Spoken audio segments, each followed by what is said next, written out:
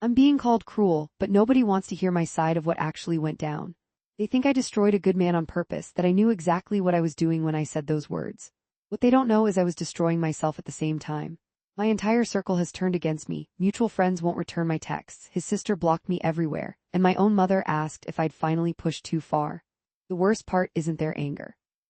It's that I'm starting to wonder if they're right, if the version of me I've been defending only exists in my head. But they weren't there for the months before. They didn't see what led up to that moment.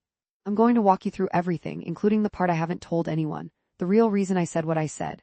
There's a text message I sent 3 hours before our fight that changes everything, and when you see what it contains, you'll understand why I've been unable to eat or sleep for 2 weeks straight. Looking back now, I can pinpoint exactly when things started tilting wrong, even though I didn't recognize it then. Jake and I had been together for almost 3 years, living together for one, and I thought I'd finally found stability after a string of relationships that left me feeling inadequate. He was steady, reliable, the kind of guy who texted when he'd be late and remembered to buy my specific brand of coffee. My friends adored him. My family asked when we'd get engaged. But there was this restlessness growing inside me that I couldn't name. I'd catch myself scrolling through my ex's social media, not because I wanted him back, but because his life looked exciting, travel photos, new ventures, constant adventure. Meanwhile, Jake and I fell into the same routine: work, dinner on the couch, weekends at his parents' lake house. I told myself I was being ungrateful, that this was what healthy relationships looked like. The alternative had been chaos and heartbreak. My best friend Marissa got engaged that spring to someone she'd only dated for 8 months. Her ring was enormous, the proposal elaborate, a flash mob in downtown, photographers capturing everything. She was glowing when she showed us the video and I smiled and congratulated her, but something acidic churned in my stomach. Jake had been there too, looking uncomfortable during the whole display. On the drive home he said, "That's not really us, right? All that public spectacle stuff." I agreed with him. I did, but I also felt something shrink inside me. The thought that crept in small at first, just a whisper, was that maybe I'd settled. Maybe I'd chosen safety over passion because I was scared. Maybe Jake was the placeholder guy, the one you date before you meet your actual person. I pushed it down immediately, horrified at myself. This was exactly the toxic thinking that had ruined my previous relationships. Jake was good. He loved me. What more did I need? Then Marissa asked me to be her maid of honor, and suddenly my calendar filled with wedding planning events. Dress fittings, cake tastings, venue visits. Every event was a reminder of what Jake and I didn't have: that spark, that certainty, that feeling of this is my person. I started comparing constantly.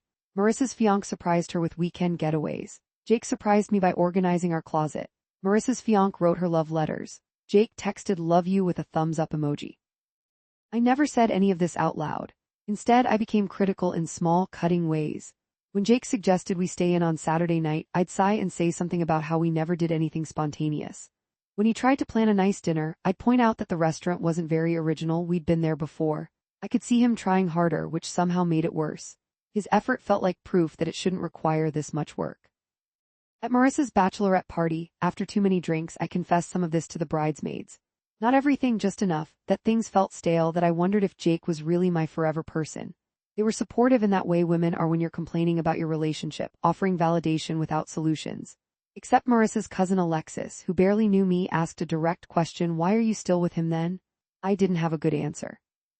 I said something about loving him, about our history, about not wanting to throw away 3 years. But her question lodged in my brain like a splinter. The truth I wasn't admitting, even to myself, was that I'd been actively looking for reasons to leave. Gathering evidence. Building a case against Jake in my mind where he was guilty of being too boring, too predictable, too content with ordinary life.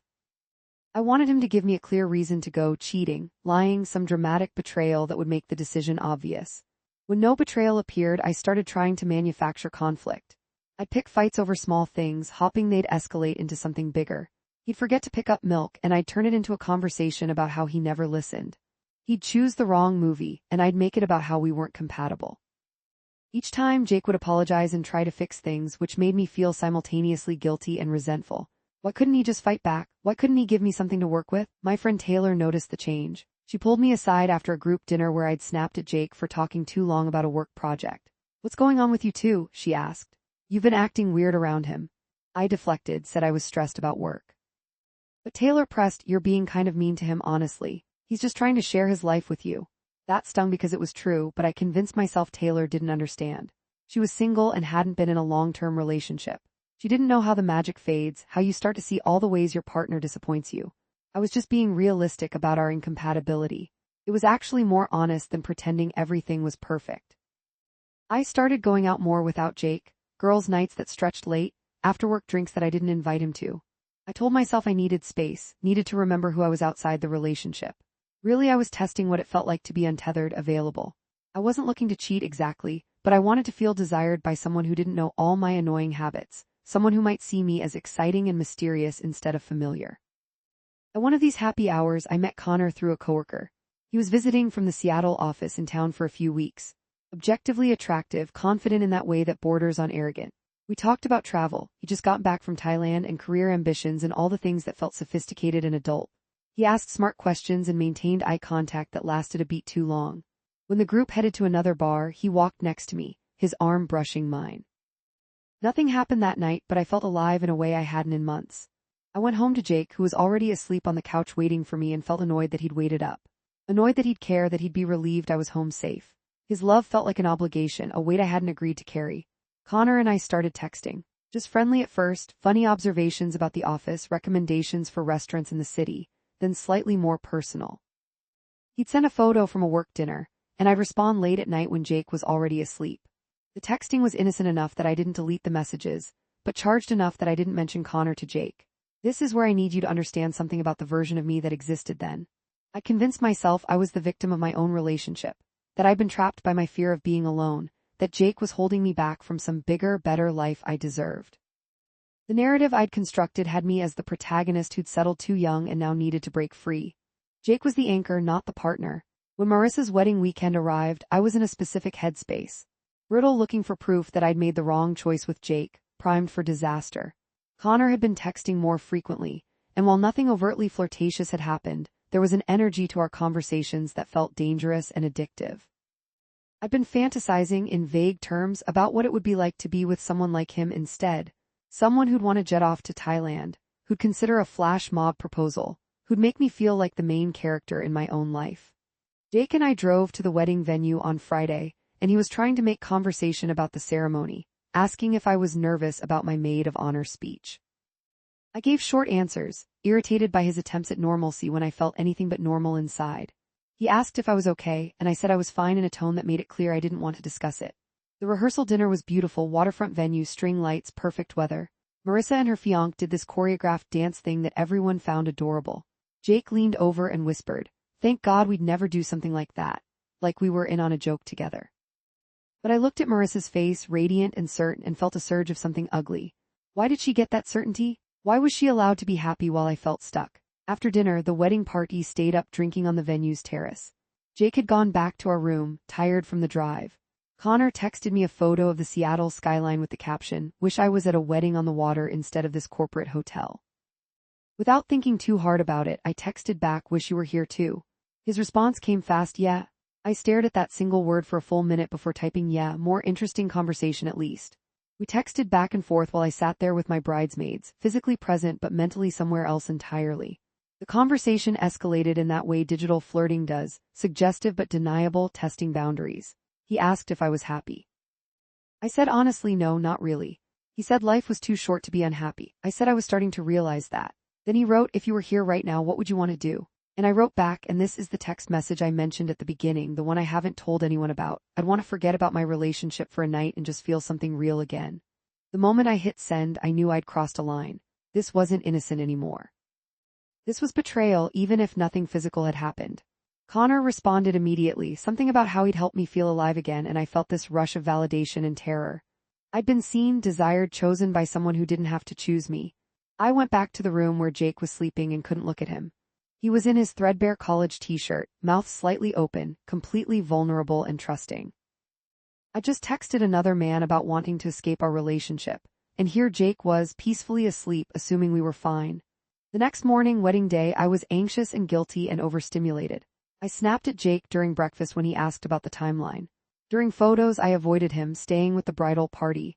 I could feel him trying to catch my eye, confused by my coldness, but I couldn't face him. Every time I looked at him, I thought about that text to Connor, about how I'd betrayed him in spirit if not in fact. The ceremony was beautiful and made me feel worse. Watching Marissa and her fiancé exchange vows, all that certainty and joy, I felt completely hollow. Jake reached for my hand during the readings and I let him hold it but didn't squeeze back. I was already gone, mentally, emotionally. I was just waiting for the courage to make it official. At the reception, I drank too much. Jake was trying to be attentive, asking if I wanted to dance, bringing me water, all the considerate boyfriend things. But every kindness felt like an accusation. Why couldn't he just be awful so I could justify what I was feeling? Why did he have to be so goddamn nice? During my maid of honor speech, I talked about true love and finding your person and all these concepts I didn't believe in anymore, at least not for myself. Everyone clapped and Marissa hugged me with tears in her eyes and I felt like a fraud. After the speech, Jake found me at the bar. He looked worried, said we needed to talk, that something had been off all weekend. I told him not now, not here, but he persisted.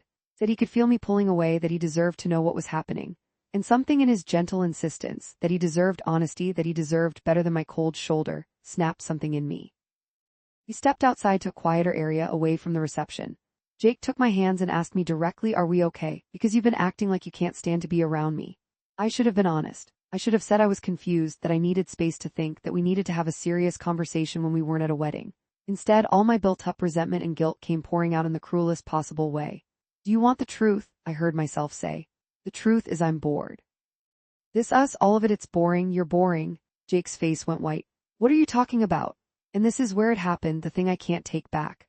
I looked at this man who loved me, who'd done nothing but try to make me happy, and I said, "You're not man enough for me, Jake. You're just not enough. You're safe and predictable and completely average, and I don't want average. I want more than this." The words were out before I could stop them, designed to hurt, to wound him so badly he'd leave me and I wouldn't have to be the one to make the decision. I wanted him to hate me because I hated myself. Jake stepped back like I'd physically struck him. "Not man enough." His voice was barely a whisper. "I'm sorry, but it's true. I need someone with more ambition, more passion, more everything. You're a good guy, but you're not the right guy for me." I watched his expression cycle through shock, hurt, confusion, and then something I'd never seen before, complete shutdown. His eyes went empty. "Okay," he said quietly. "Okay, if that's how you feel." He turned and walked back toward the hotel. Not running, not dramatic, just walking away with his shoulders hunched. I stood there in my bridesmaid dress, drunk and cruel and convinced I'd just freed both of us from a dying relationship. I expected to feel relief. Instead, I felt like I might throw up. I went back to the reception and drank more, texted Connor something flirty, danced with the bridesmaids who didn't yet know what had happened. I was playing the part of someone having a great time while internally imploding. Around midnight, I went back to our room and found Jake's stuff gone. He left a note on the hotel stationery, "I'll get the rest of my things from the apartment this week. I hope you find what you're looking for." That's when it hit me, really hit me, what I'd done. Not just the words, but the intent behind them. I'd systematically destroyed a good relationship because I'd built up a fantasy about what I deserved, about some imaginary better life waiting for me. I'd chosen to believe Jake was the problem instead of examining my own issues. I called him 17 times that night. He didn't answer. I texted apologies, explanations, take-backs, nothing. I barely slept, and the next morning I had to smile through the post-wedding brunch while knowing I'd nuked my entire life. The drive home alone was 5 hours of clarity I didn't want. Everything I told myself about Jake holding me back, about needing more, it all revealed itself as bullshit. The problem wasn't that Jake was boring. The problem was that I'd romanticized instability and chaos because stability felt too simple, too adult, too permanent. I've been actively sabotaging us because commitment terrified me. Connor texted me that Sunday, "How was the rest of the wedding?" I looked at that message and felt nothing. No excitement, no chemistry, no connection. Just the hollow realization that I'd blown up my relationship for a fantasy, for the idea of someone rather than the reality of what I had. I didn't text him back. Instead, I went to our apartment, my apartment now, and saw all the empty spaces where Jake's things had been. His bookshelf gone, his coffee mugs missing, his hoodies no longer on the hook by the door. The absence was staggering. Taylor called me that afternoon. Apparently Jake had told his best friend who told his girlfriend, and now everyone knew. "Please tell me you didn't actually say what I heard you said," Taylor began. I started crying and couldn't stop. Between sobs, I tried to explain the pressure from the wedding, the confusion I'd been feeling, how the words came out worse than I meant them. Taylor listened, then said something I'll never forget. "You do realize you were dating the male version of yourself, right? Jake was steady and kind and showed up for you, which is exactly what you claim to want. But the second it got real, you panicked and destroyed it. This isn't about him not being man enough. This is about you being terrified of actually being loved." I wanted to argue with her, but I couldn't. She was completely right.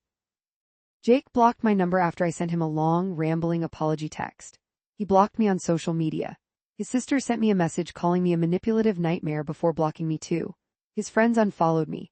I became persona non grata in our entire social circle practically overnight. Marissa called me from her honeymoon, upset because the end of her reception had been tainted by drama. Several people had seen Jake leaving, had asked questions. She'd heard what I said, and while she tried to be supportive, I could hear the disappointment in her voice. I just don't understand why you'd say something so cruel, she said. Even if you wanted to break up, why would you go for the jugular like that? I didn't have an answer that made sense, because I was scared, because I wanted him to hurt as much as I'd been hurting, because I'd convinced myself he deserved it for the crime of being stable. None of it held up to scrutiny. Work became unbearable. We had mutual coworkers who'd hung out with us as a couple. They were awkward around me now, clearly Team Jake. I heard through the grapevine that he'd told people we'd broken up but hadn't shared the details, which somehow made me look worse. People filled in the gaps with gossip and speculation. Connor asked me out for drinks. I said no. He pushed, referenced our texts, acted like we had something. I realized he was exactly the kind of guy I thought I wanted, confident to the point of pushy, treating me like a sure thing, interested only because I'd been unavailable. The reality of him was so much less appealing than the fantasy had been. I told him I wasn't interested, that I'd been dealing with relationship stuff and shouldn't have led him on. He got cold immediately, called me a tease, blocked me. That was my upgrade, my something more. The worst part was the crying. I couldn't stop. I cried getting ready for work, cried in my car during lunch, cried myself to sleep every night. My friends were sympathetic at first, but after a couple weeks I could feel their patience wearing thin. I'd done this to myself. I'd said unforgivable things to a good man. Why did I get to wallow? My mom came over one evening and found me on the couch, unwashed, surrounded by tissues, wearing one of Jake's old sweatshirts he'd left behind. Honey, she said carefully, I need to ask you something. Do you miss Jake, or do you miss having a boyfriend? I miss Jake, I sobbed. I miss everything about him. I made a mistake. I just want him back. Why did you say what you said? And there it was, the question I'd been avoiding. Why had I chosen those specific words, that specific cruelty? Because I wanted to make sure he'd leave, I admitted. Because I was too scared to just have a normal conversation about my feelings. Because I thought if I made him hate me, it would be easier than admitting I was scared of how much I loved him. Saying it out loud made it real. I'd sabotaged the best relationship I'd ever had because vulnerability felt more dangerous than cruelty. Mom sighed. Have you told him this? Have you actually apologized and explained? He won't talk to me. He blocked me everywhere. Maybe write him a letter, put it all down. Don't expect a response, but at least he'll know the truth. I spent 3 days writing that letter. Pages and pages of honesty I should have given him months ago. I apologized for the words, for the intent, for the systematic way I'd poisoned our relationship. I explained my fears about settling, about being enough, about deserving love. I told him about Connor, about the text, about how I'd been emotionally cheating even if nothing physical happened. I didn't make excuses or ask for another chance. I just wanted him to know he hadn't done anything wrong, that the failure was entirely mine. I mailed it to his parents' house where I knew he was staying. Then I waited. 2 weeks passed with no response. I threw myself into therapy, finally addressing the patterns I'd been repeating, the self-sabotage, the fear of intimacy, the way I'd rather blow things up than risk getting hurt. My therapist asked if I'd always struggled with feeling worthy of love. The answer was obviously yes. My dad had left when I was 7, and I'd spent my entire adolescence trying to be interesting enough, special enough, perfect enough to make him come back. He never did. So I learned that love was conditional, that people left when you became ordinary, that you had to constantly perform and provide excitement to deserve staying. Jake had loved me anyway, loved me on lazy Sundays and sweatpants, loved me when I had the flu, loved me in all my boring, regular moments. And I've been unable to accept it because it didn't fit my narrative about how love works. This realization didn't fix anything. Jake was still gone. My friends were still distant. I'd still said unforgivable things, but at least I understood why. 3 weeks after I sent the letter, I got a text from an unknown number. It was Jake, using a different phone. I read your letter. I appreciate the apology, but it doesn't change anything. What you said revealed how you actually see me, and I can't be with someone who fundamentally doesn't respect me. I hope you figure out your stuff. Please don't contact me again. That was it. No anger, no emotion, just finality. And somehow that hurt worse than if he cursed me out. I showed the text to Taylor, desperate for her to tell me there was still hope, some way to fix this. Babe, she said gently, you broke his heart and his sense of self-worth in one sentence. You don't get to decide when he's ready to forgive you or if he ever is. You have to let him go. But I love him. I know, but love isn't enough when you've done this much damage. The full impact of losing Jake hit me in waves over the following months. I'd see something funny and instinctively reach for my phone to text him before remembering. I'd cook dinner and accidentally make enough for 2. I'd hear a song we both liked and have to pull over because I was crying too hard to drive safely. I tried dating again after a couple months. A disastrous first date with a guy from an app who spent the entire dinner talking about his ex. I realized I was comparing him to Jake, that I'd probably compare everyone to Jake, that I'd set the Jake standard in my mind right after destroying my actual chance with Jake. Marissa's post-wedding photos appeared on social media. There were several of Jake and me together looking happy. I was smiling at the camera. He was looking at me with such open affection it made my chest hurt. That man had loved me completely, and I'd weaponized his vulnerabilities against him. One of Jake's friends, one of our mutual friends who'd stayed neutral, ran into me at a coffee shop. She was civil but cool, and I asked how he was doing. "He's okay," she said carefully. "Dating someone new actually, she seems really nice." The news leveled me. Objectively, I had no right to be upset. I'd ended things in the cruelest way possible. He deserved to move on, to find someone who wouldn't tear him down when she got scared, but the jealousy was acid in my throat. "That's good," I managed. "He deserves to be happy." "He does," she agreed with an emphasis that felt pointed. That night I looked at our old photos, all the evidence of the relationship I'd had and destroyed. Beach trips, holidays, lazy mornings, inside jokes captured in images. We'd been happy, really happy. And I'd convinced myself we weren't, because happiness felt too simple, too accessible, not cinematic enough. I wanted the relationship to be harder so I could feel like I'd earned it. When it came easily, when Jake just loved me without games or drama, I didn't trust it. I kept waiting for the other shoe to drop, for him to leave, so I dropped it myself. My therapist asked what I'd learned from all this. I said I learned that I was capable of cruelty, that my fear could make me hurt people I loved, that I needed to work on my issues before trying to be in a relationship again. "And what about Jake?" she asked. "What about him? Have you forgiven yourself for what happened?" I started crying again, like I did in every session. "How can I? I destroyed someone who loved me." I said the one thing I knew would hurt him most. I was calculating about it. "You were also scared and self-destructive and dealing with unprocessed trauma. You can acknowledge you did harm without deciding you're irredeemable." But some days I did feel irredeemable. I'd wake up and remember what I'd said, "You're not man enough for me," and feel sick all over again.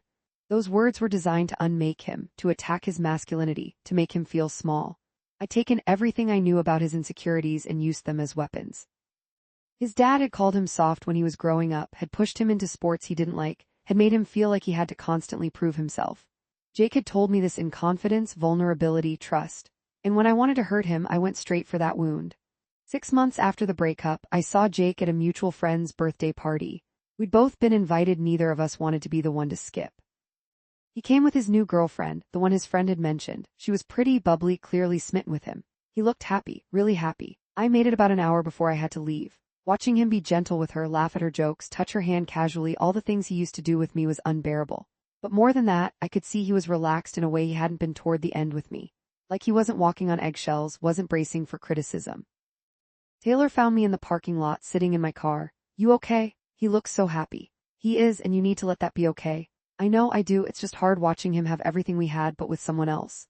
"You didn't have what they have," Taylor said bluntly. "Toward the end you two were miserable. You were picking fights and pushing him away. What they have is new and unburdened by all your baggage. That's not your relationship." She was right, but it didn't make it easier. The worst realization came around month 8, when I was seeing someone casually, a perfectly nice guy who treated me well. We were having dinner and he was telling me about his day, and I found myself thinking, this is boring. He's boring. And I heard my own voice in my head saying to Jake, "You're boring." I excused myself and went to the bathroom and stared at my reflection. This was it, the pattern.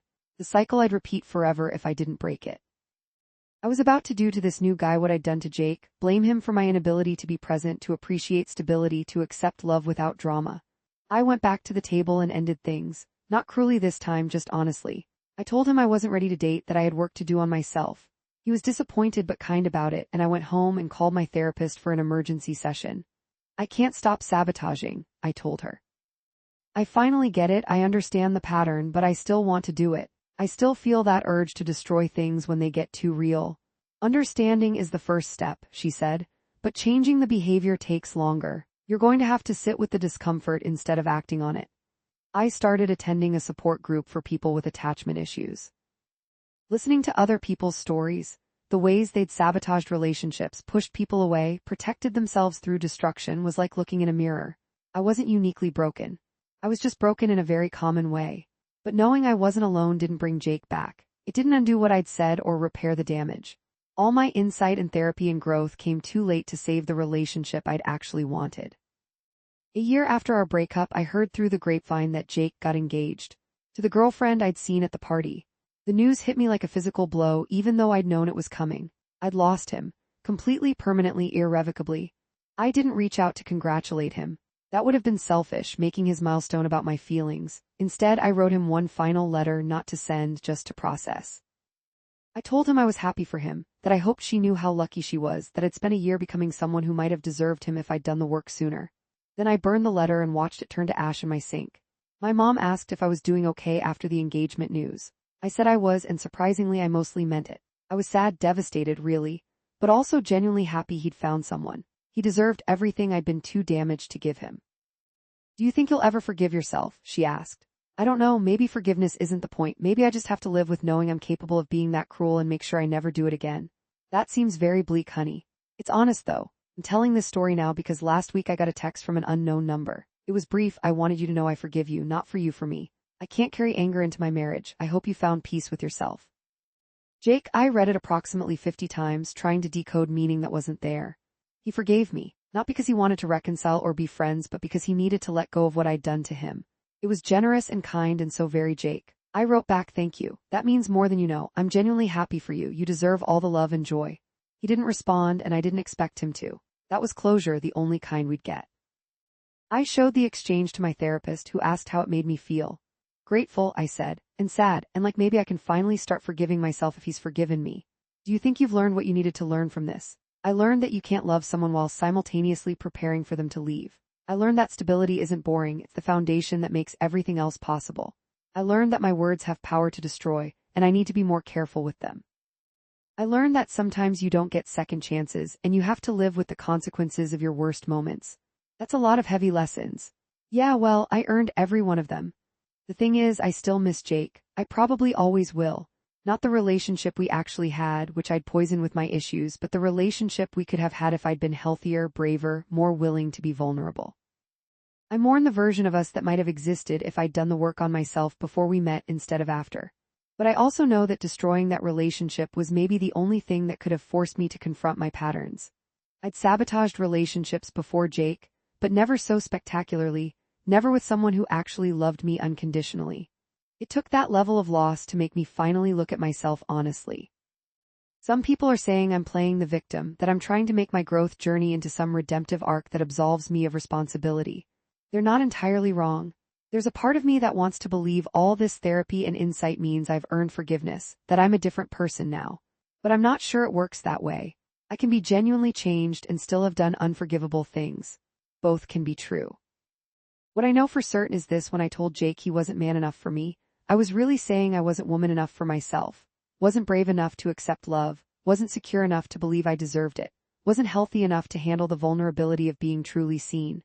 I projected all my inadequacies onto him and made him carry the weight of my fear. He's free of that now, building a life with someone who can love him without sabotaging it. And I'm here still crying sometimes, still processing, still working on becoming someone who could handle that kind of love if I'm ever lucky enough to receive it again. I don't know if I'll ever stop regretting what I said to him that night. The words replay in my mind at random moments in the shower, at the grocery store, falling asleep. You're not man enough for me. Every time I feel the shame fresh. People ask if I've learned my lesson, if I do things differently now. Of course I would. I go to therapy before the relationship imploded instead of after. I communicate my fears instead of weaponizing them. I choose vulnerability over cruelty every single time. But I can't go back. I can only move forward carrying the knowledge of what I'm capable of at my worst, trying to make sure I never hurt someone like that again. So yes, I told him he wasn't man enough for me. He left, and I can't stop crying, even a year later. Everyone thinks I'm cruel and calculating. And maybe I was in that moment. But I was also terrified and self-destructive, and so deeply broken I couldn't recognize love when it was right in front of me. I'm not asking for sympathy or absolution. I'm just asking you to understand that people can do terrible things while also hating themselves for it, can recognize their patterns while still being trapped by them, can cause irreparable harm while genuinely loving the person they've hurt. Jake forgave me so he could move on. Now I'm trying to figure out how to live with being the kind of person who needs forgiving for something like this. That's my work to do, my burden to carry, and I'll probably be carrying it for a very long time. But at least now I understand why I'm crying. It's not just grief for what I lost. It's grief for who I was when I lost it, and the slow, painful work of becoming someone different, someone better. Someone who might eventually deserve the kind of love Jake tried to give me.